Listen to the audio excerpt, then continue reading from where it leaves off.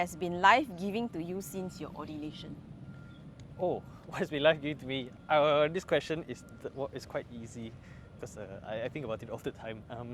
It is my pastoral work. Well, of course, my main pastoral work is with postulants, but I have also the additional privilege of working with students in school ministry. And I really love it. That is very life-giving for me because I went to school in a time when there were not so many religious. So we did not have a visible religious presence. So I always, what's the word? Slightly jealous of my friends who went to Catholic schools and they will always see brothers around. And they always say, oh, brother so-and-so, brother so-and-so. And I say, oh, I've never seen a brother so-and-so in my school. So I try to remedy this situation. So I try to be as visibly present as often as I can in school ministry. And it's life-giving to me because I think I steal youth from my students. Yeah, because they keep me, I mean, they're so filled with life, you know, and I look at them and I wish I could be like that again. Yeah, so this is my most life-giving ministry. It's good to be around them, and they have this joy and energy that maybe at this age, I wish I had more of. I think it's great because everybody is life-giving to one another. Yes. So this communion that exists is such a wonderful thing. Oh, but I used to be like that, you know. In secondary school time, I could stay up until 3-4 a.m. on school holidays playing PlayStation. But now World of Warcraft. Oh, that time when I was secondary school, it was not World of Warcraft yet. Maybe it was like Red Alert 2 or something. Red Alert 2. Yes. Wow, but you know, listing these kind of games did myself. Kingdom Hearts came out when I was playing the PlayStation. That was wonderfully engrossing as a game. Many late nights. Yeah. What are we even saying? Games lah. Games. No, wait. Let me re-op. Or should we just go until you see something? No, because if you want breakfast, right? Let me see where's that place. It's at SIT there. Oh, because must go to the scenic one. It's not faith exploration, it's faith No, lostness. we are still exploring. It's just no clear destination in mind. Oh no, we came by this way just now because we like missed it. Sure or not? Yeah. Not convinced. We wanted to turn there just now. Have you ever gotten into a theological argument with like the other orders? No lah. Say only, don't know whether we or not. No, because we. Agree to disagree. I think when because we're, you know, this part of our life, right? We experience it every day. When we meet up with fellow religious, I think the last thing we want to talk about is religion or work. So yeah. So for example, Brother Gerald and I, we've known each other since our formation days. When we meet, I don't think we've ever spoken about religion. That's the thing. No, most people think that's all we think about. But we have we talk about pop culture things because I think Brother Gerald and I are from the same gen. Yeah. So yeah, that's what we talk about. Who's older? Good question. I've never asked. Yeah. I mean, in my mind, we're of the same generation. Yeah. Yeah. So the things we experienced in school last time and in secondary school, yeah. Chop. This is where we overshot. Yeah? That way. Oh, okay. Oh yeah, then we turn right towards Outward Bound. Yep. Yeah. But yeah, I've never gotten into any theological debates with any of the others. How come the religious orders they always like to meet up? Like recently there was this like World Day of Consecrated life.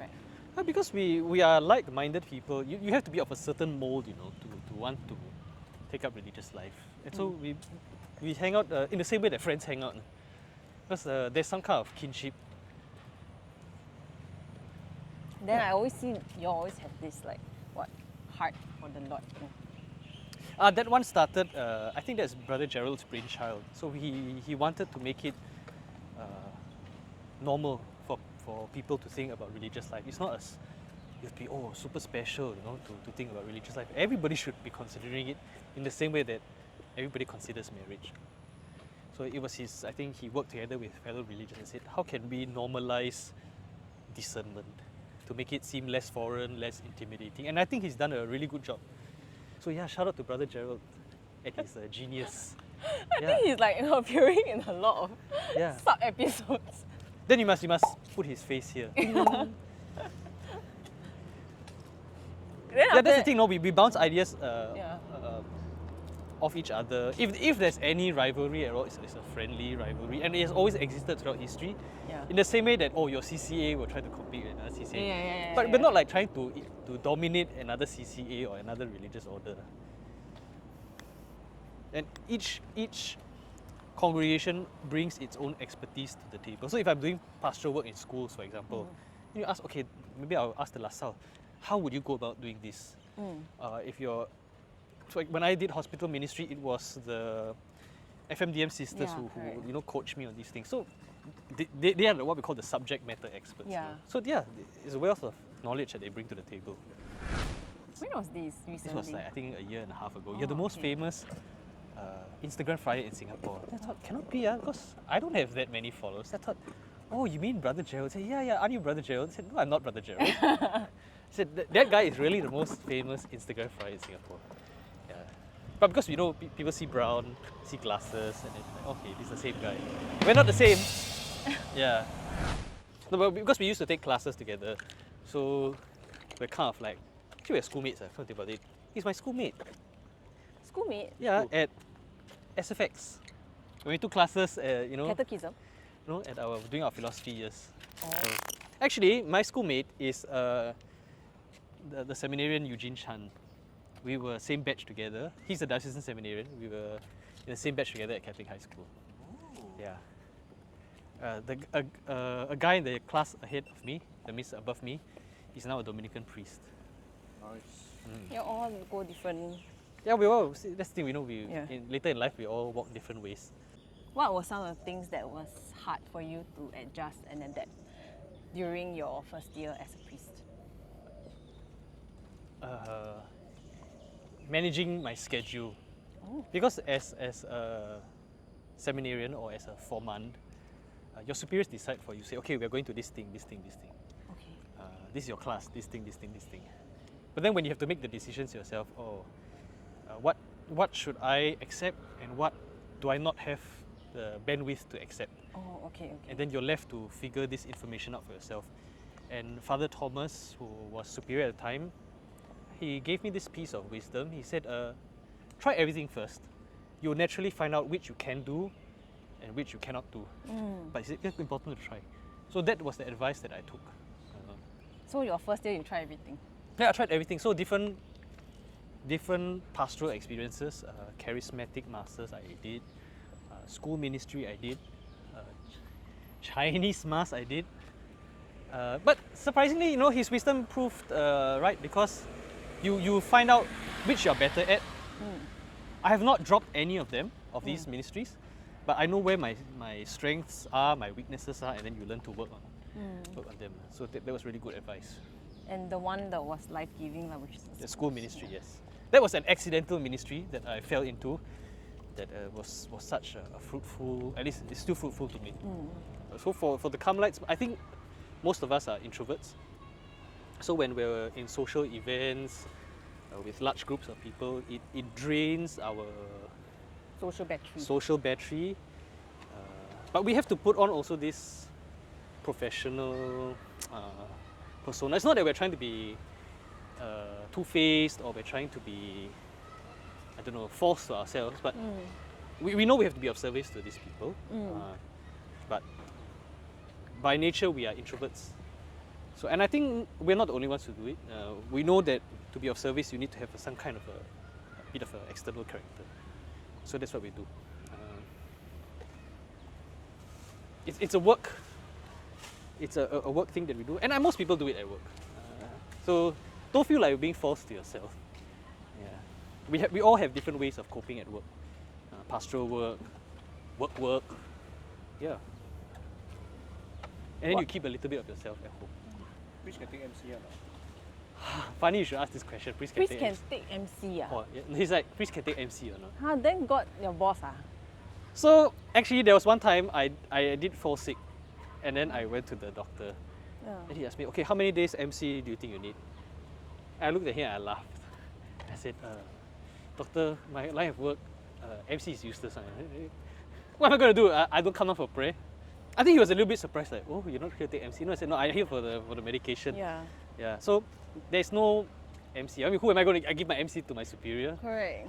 No, anyway, my superior is a doctor. So, yeah. So we're humane in this way, you know. So if your superior says, hey, you need to rest. In fact, your brothers will be the one to tell you to rest. How would a priest experience burnout? Okay, I don't know because I have not experienced burnout. I do feel stretched sometimes, you know. There's this wonderful saying in Lord of the Rings when I think Bilbo Baggins, he says, oh, I feel like butter that has been scraped too thin over toast. Sometimes there are days that you feel like that, but there are also days where you feel tremendously fulfilled. And I think they balance each other out generally, because no matter what kind of life you are, there are days where you feel like that. Even your days in the office, some days are good days, some days are bad days, and that's all part of life.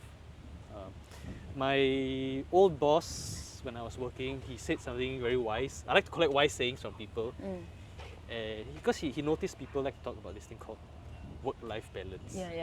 And he says, no, work is a part of life, because work is integral to life also. So he's saying what you need is work and leisure balance or leisure balance. So maintain the two. Both complement each other, and both of them make up life. Because work gives you experiences, knowledge, social interaction. Leisure does the same thing. Yeah. So I think I really adopted his worldview on this. Work is important, leisure is important. And St. Teresa was big on this also. Recreation is just as important as prayer. But there are days I just don't feel like going for mass. Are there days where you just don't feel like well-being? Yeah. So sometimes you wake up extremely tired and like, I don't want to come for mass. And then it's like, oh wait, but I'm the priest. So I think that is the time when your love is the most genuine, because you know every fiber of your being is like, can I just spend this extra 10 minutes sleep in, and like, no, I will, as difficult as it is, I will go down to the chapel, I will do my prayers, I'll do my mass, and it is in these moments that your love is proven.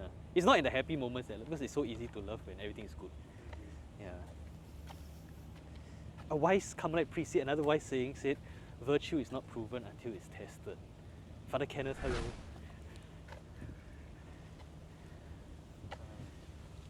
Do you struggle with doubt? Do I struggle with doubt? Intellectually, I have no disputes with the Catholic faith. I know, but there's always the movement of the heart.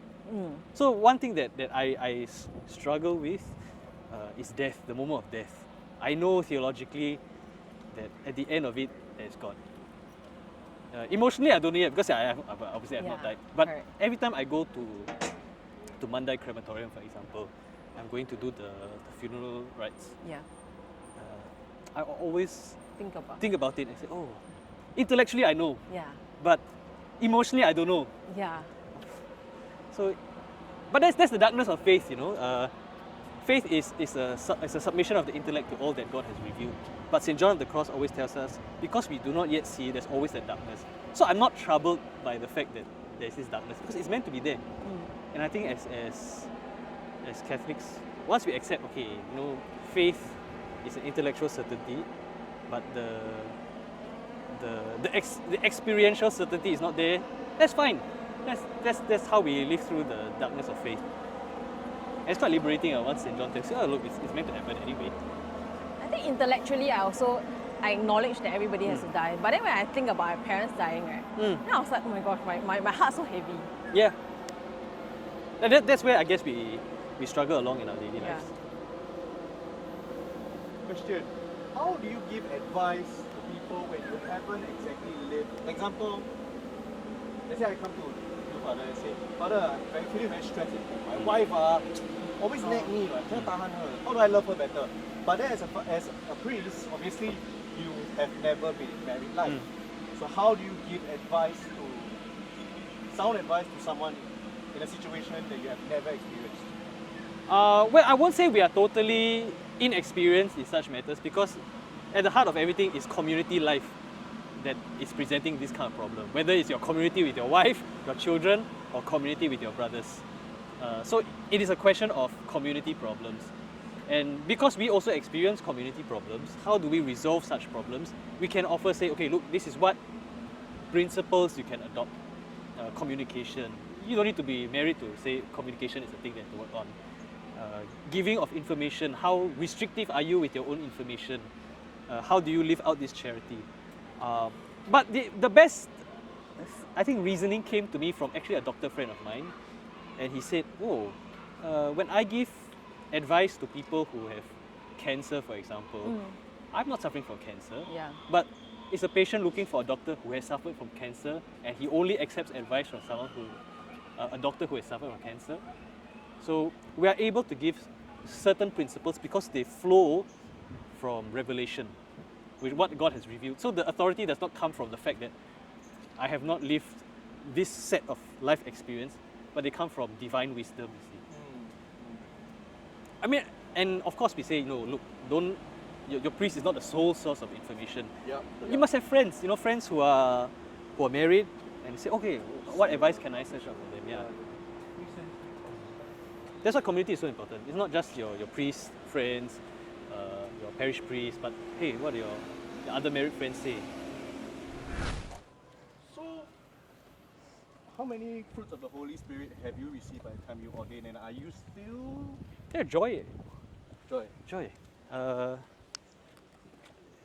Of course, like say, there are ups and downs in your pastoral work, but I think You're asking gifts or fruits? Fruits.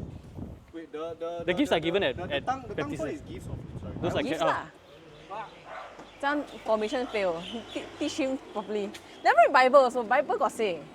So what you're talking about are the so-called Charismatic charismatic gifts. Gifts of prophecy, gifts of tongues, and gifts of interpretation of tongues. Actually, if you look up St. Thomas, he has very... those charismatic gifts are manifested in very practical ways. The gift of tongues, for example, is the gift of languages, like real languages. I don't know how many do you think then is counted as a gift, right? Yeah. Or I speak A lot of English, languages. Mandarin, I know Latin, I know French. Can you say the gift of tongues is in fact maybe a little bit, gifts of understanding of interpretation of tongues? Yeah, but those, St. Thomas would say, those are not essential to the sanctity of a person. You may not receive them. Most important are that the 7 virtues and the 7 gifts are operating at their maximum capacity. And that's what we should focus on. And most people tend to neglect. Got any auntie ask you like, Father, my house got something, can you come bless my house? Never. My priestly life has been Very contemplative. no, uneventful, not say like very dramatic. Yeah. Don't say later got auntie come and ask you after that. Oh, You don't cut. yeah, I'll refer them to people. Father, I ask God to bless me with $1 million. Wow. So, I mean, whenever we ask for something in prayer, I suppose we have to ask also the following question. What are you going to do with it once it's granted, you see? Fair. Most people know about the asking part, but not the what am I going to do with it? Which is just as important as the first question. Next episode, Friar Reggie answers some of your questions about the Catholic faith. You wouldn't want to miss out on some formation.